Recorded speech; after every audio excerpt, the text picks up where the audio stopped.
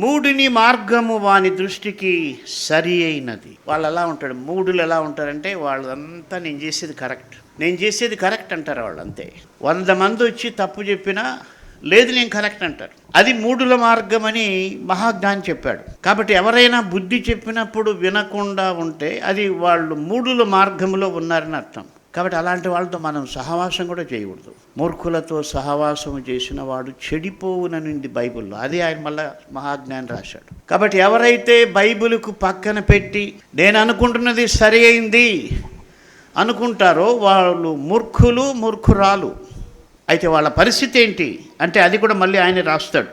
అలాంటి వాళ్ళ పరిస్థితి 22:5 రాస్తాడు. ముండ్లును ఉరులును మూర్ఖుల మార్గములో ఉన్నవి, తన్ను కాపాడుకున్నవాడు వాటికి దూరముగా ఉండును.